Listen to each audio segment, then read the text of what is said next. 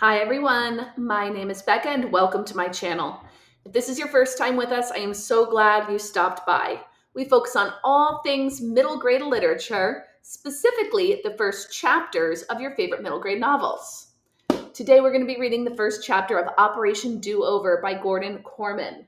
Now if you've been following my channel for a while, you know Gordon Korman is one of my favorite middle grade authors.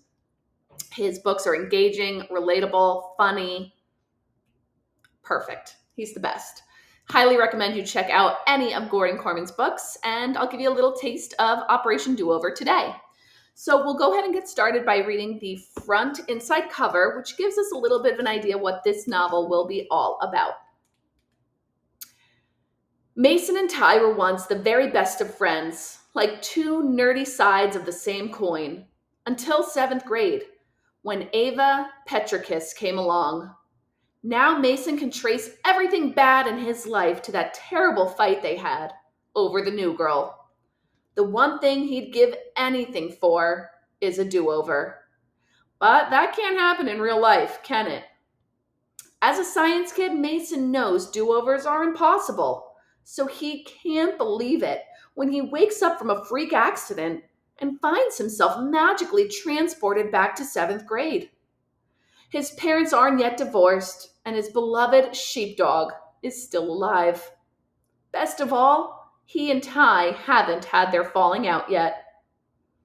It makes no logical sense, but Mason is determined to use this second chance to not only save his friendship and his dog, but do other things differently, like trying out for the football team and giving new friends a chance. There's just one person he'll be avoiding at all costs: Ava. But despite his best efforts, will he be able to stop the chain of events that made his previous life implode? All right, how often do you get a do-over? This should be very interesting. It kind of reminds me of Gordon Korman's other novel, Restart, where he sort of kind of gets a do-over, just more realistically. Anyway, chapter 1 is titled 12 Years Old, October 28th. I'm standing next to the bumper cars when the first bolt of lightning splits the sky and strikes the main transformer. The explosion is like a bomb blast. I almost jump out of my skin. Oh man, I didn't even want to come to Harvest Festival, and now I'm going to get fricasseed before my 13th birthday. A blinding shower of sparks rains down on the crowded fairgrounds as the lights blink once and wink out. The honky-tonk music from a dozen different rides and games suddenly stops as the bumper cars grind to a halt. A new sound rises, screams, howls of protest, crying babies, shouts of alarm from people stranded at the top of the Ferris wheel. It's like somebody flipped a switch, sending the fair from fun mode to full freak out in the blink of an eye. The storm comes out of nowhere. Just a few minutes ago, the sky was full of stars. Now it's pitch black, hard to see your hand in front of your face. A howling wind rakes the midway. We get pelted with a barrage of flying dust and litter, ride tickets, napkins, wrappers, paper cups, and straws. You try to be a good kid, do your homework, follow the rules, and what do you get for it? Blown away. Something slams into the back of my head, nearly knocking me over. I wheel, expecting to see a cannonball. Surely nothing less than that would pack such a punch. Smiling up at me from the ground is a pink teddy bear that must have sailed away from one of the game stalls. I reach for it, but the next gust of wind sends it tumbling away, where it's stomped to shreds by many fleeing feet. Where does everybody think they're going? There's nowhere to go. People are running, most for the exits, but some just because running is what you do in an emergency. I catch glimpses of faces I recognize, kids from my grade, but where is she? She's the only reason I'm here, even though she's the reason I should be a million miles away. I want to call out to somebody, but what should I say? And who would hear me in this commotion? Flailing legs trip each other up and bodies go down. That's when the rain comes in, sweeping across the midway. Pelting rain.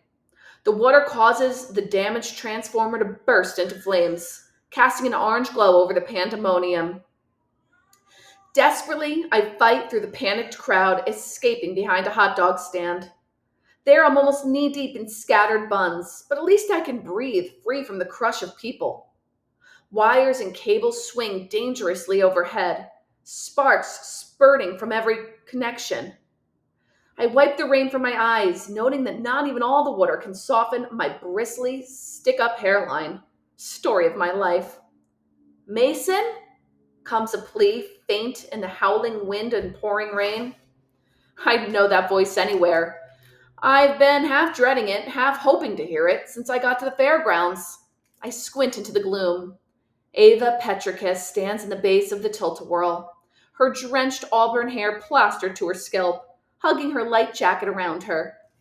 I run to her underneath the big ride. It's okay, this can't last long. She looks like a half-drowned kitten. In spite of the wildness of the storm and the danger all around, my first thought is that the two of us have never been alone together before this moment. Was it really only a month ago that Miss Alexander introduced the new girl to our 7th grade class? With a deafening crunch, a blast of wind tears the sign off the top of the tilt-a-whirl. For an instant, the heavy metal square twirls above our head like a piece of scrap paper. We watch with terrified eyes. You don't have to be a science kid to know the laws of gravity. What goes up must come down. Well, that is quite an intense first chapter. I would really dislike being in his situation, and I wonder if this is the moment that he gets his chance to have a do-over. All right, if you enjoyed this first chapter Friday Read Aloud, please consider liking and subscribing so you can be notified every time we have another Read Aloud available. And teachers, if you are watching this, please check out the links in the description for tons of resources for Operation Do-Over, first chapter Friday guide to go with this video, comprehension questions, the whole 9 yards. All right, everyone, happy reading. Until next time.